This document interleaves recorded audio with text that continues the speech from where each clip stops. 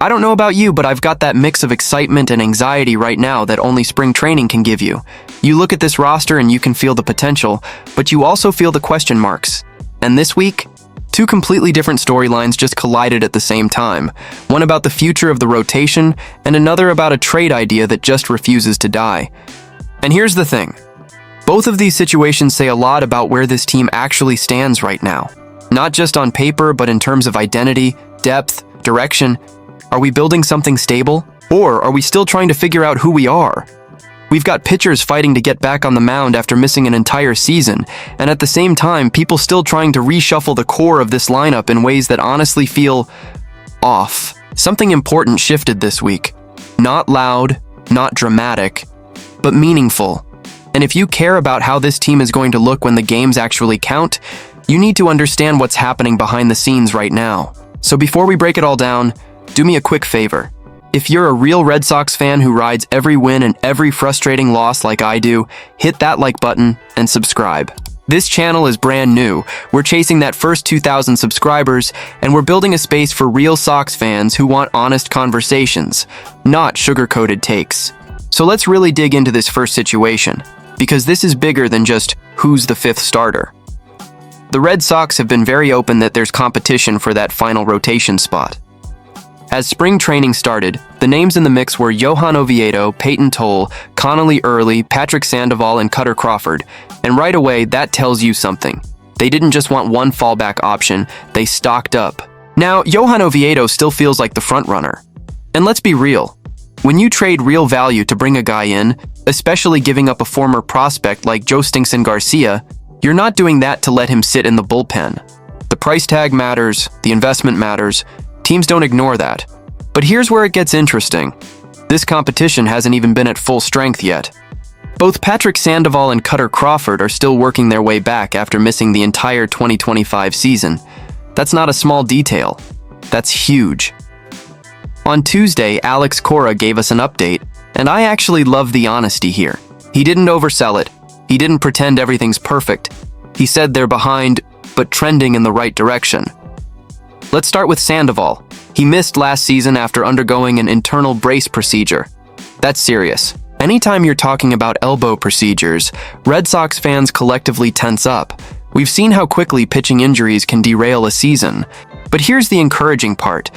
Cora said Sandoval threw the ball well in his recent live batting practice session. And the velocity? 94 to 95 miles per hour. That's eye-opening. For a guy coming off that kind of procedure, seeing that velo already creeping back up, that's not nothing. That's real progress. His next step is another live batting practice. No Grapefruit League debut yet, but you can see the ramp-up plan. They're being careful, controlled. Now flip to Cutter Crawford. He missed 2025 because of patellar tendinopathy in his right knee and wrist surgery. Knee and wrist. That's a tough combo for a pitcher.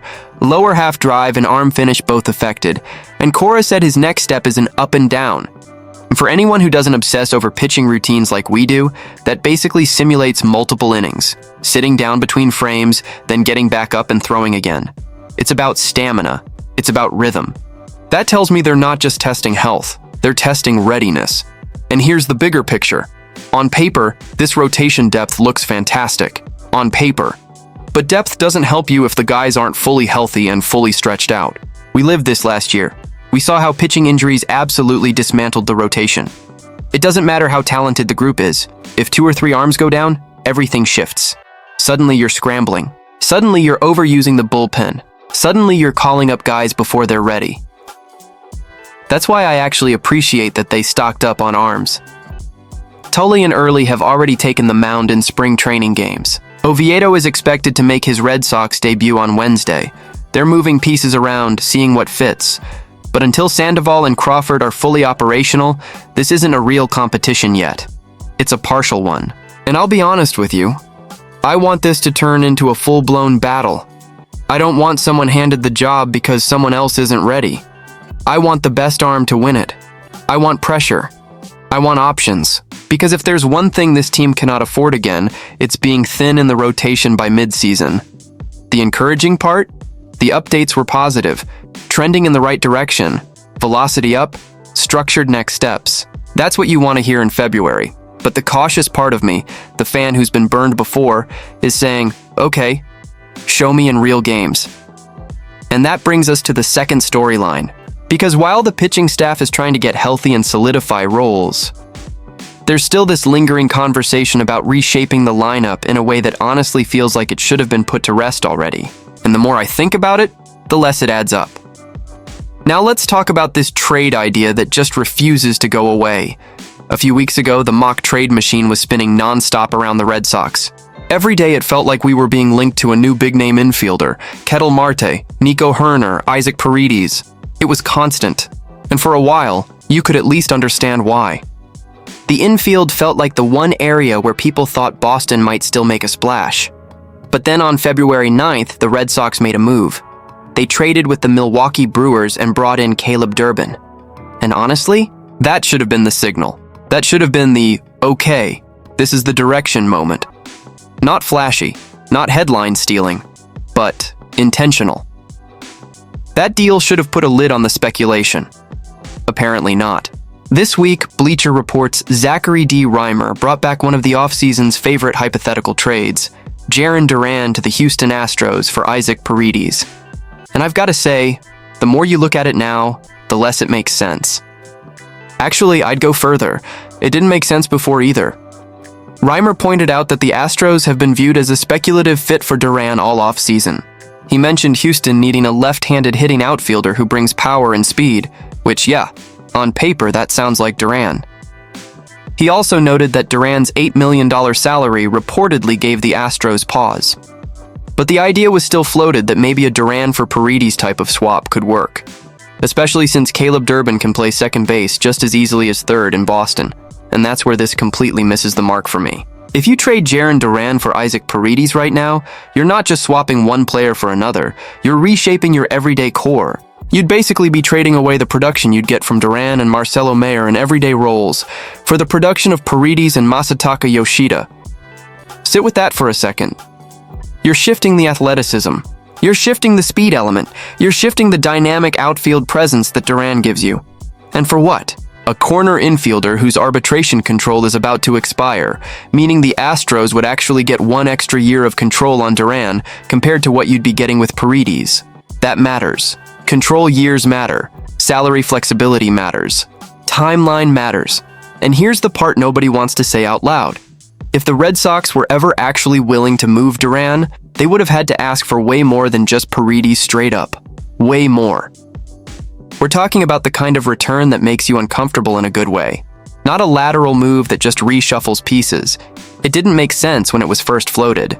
And it definitely doesn't make sense now, especially after you already committed to Durbin as part of your infield plan. This feels like one of those trade ideas that lives better in theory than in reality. And honestly, I kind of love that Boston didn't bite. It tells me they value what Duran brings. It tells me they're not just reacting to noise. So when you zoom out and look at both of these stories together, the rotation depth battle and the refusal to panic swap key position players, it paints a picture. This team isn't scrambling. They're building layers. They're protecting flexibility. They're betting on internal growth while adding support pieces instead of blowing up the core. Now, is it perfect? No. There are still question marks. Health is still the biggest one. The fifth starter job isn't settled. The infield alignment still has moving parts. But this doesn't feel chaotic, it feels calculated. And if Sandoval and Crawford really are trending the right direction, if Oviedo steps into that rotation spot the way the front office expects, and if the lineup keeps its speed and youth intact instead of chasing sideways trades, then this isn't just a transition year, this is a defining one. We're either about to see the payoff of patient roster building, or we're going to find out exactly where the gaps still are. And that's why these two stories matter together. So now I want to hear from you. Would you have even considered moving Duran for Paredes? And who do you think wins that fifth starter job once everyone's healthy?